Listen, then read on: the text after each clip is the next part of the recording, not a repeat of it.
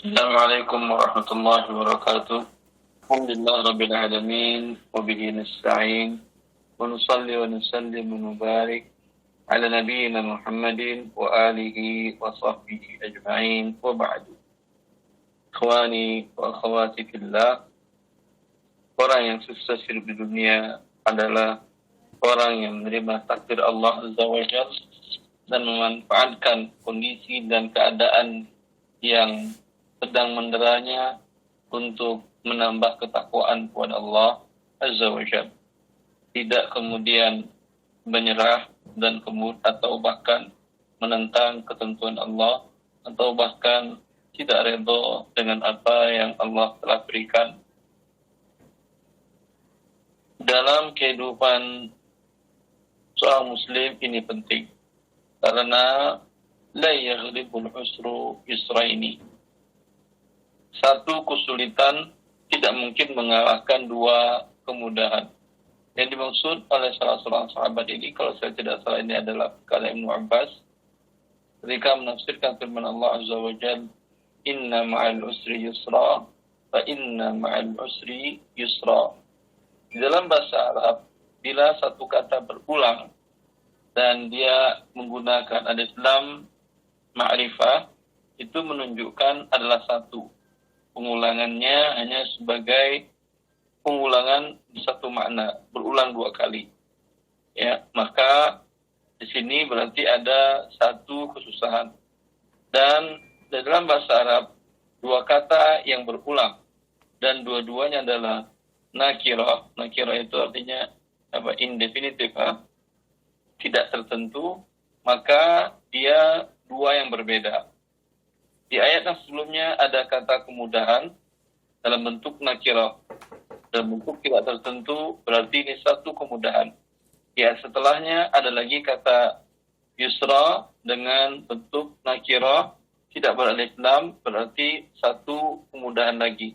Berarti dua kemudahan, satu kesulitan. Sekarang kondisi seorang muslim terpenjara di dalam rumahnya untuk kebaikan dirinya dan kebaikan kaum muslimin yang lainnya.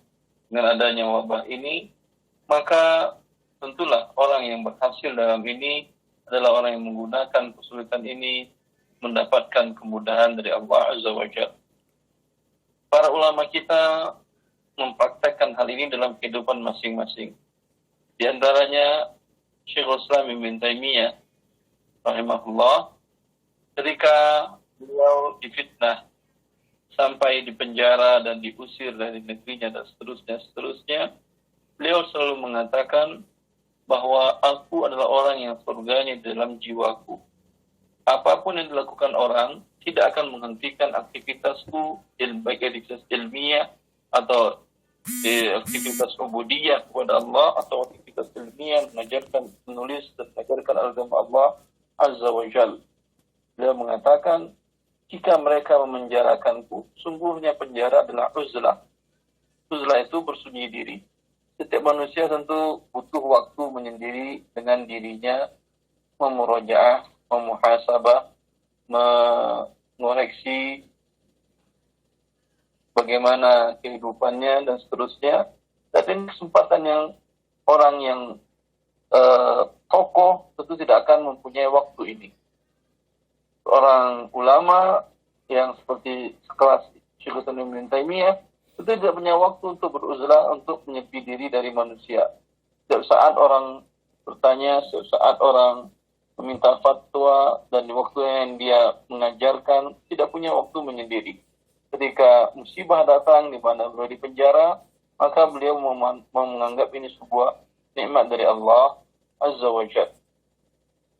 Tidak jauh-jauh kita adalah Buya Hamka, salah seorang ulama dari Indonesia, yang beliau ketika dipenjarakan oleh penguasa di masanya, ya, di zaman Soekarno, beliau memanfaatkan, dan juga di zaman Soeharto, beliau memanfaatkan penjara tersebut untuk menulis karya-karyanya. Dan antaranya tafsir Al-Azhar beliau tulis di penjara. Artinya, kalau dia dalam keadaan biasa, tidak di penjara, mungkin tidak bisa mengeluarkan tulisan yang sebanyak itu. Ya. Ibnu Qayyim di dalam perjalanan dulu perjalanan beliau dari Syam berjalan ke Mekah dalam 1000 kilo dengan menggunakan kendaraan unta. Dalam perjalanan tersebut, beliau gunakan untuk menulis bukunya Zadul Ma'ad fi Hadri Khairil Ibad. Dalam kondisi sekarang, karena musibah wabah seperti ini dan kita harus mengurungkan diri kita di dalam rumah, maka ini kesempatan waktu yang banyak diberikan oleh Allah Azza wa Jalla kepada kita untuk menyelesaikan tugas-tugas masing-masing. Mungkin ada tugas ke pihak kampus, pihak sekolah, menyelesaikan skripsi atau tesis atau disertasi, atau bagi yang sudah melewati hal-hal ini mungkin ada kesempatan untuk menulis tulisan yang bermanfaat bagi manusia. Ya. Maka inilah orang yang sukses, tidak pangku tangan, tidak menyerah dengan kondisi dan menjadikan kondisi alasan untuk tidak berbuat, tidak meningkatkan ubudiyah dan ilmiahnya, aktivitas ubudiyah dan ilmiahnya kepada Allah Azza wa Jalla. Semoga kita diberikan kemudahan taufik oleh Allah dan inayah, perhatian oleh Allah untuk menjadi orang-orang yang selalu memanfaatkan kondisi yang dihadapinya untuk selalu meningkatkan ubudiyah dan amaliyah dan ilmiahnya kepada Allah Azza wa Jalla. Semoga bermanfaat. Wallahu li taufiq wa sallallahu ala nabiyina Muhammad wa alihi wa sahbihi wa sallam. Assalamualaikum warahmatullahi wabarakatuh.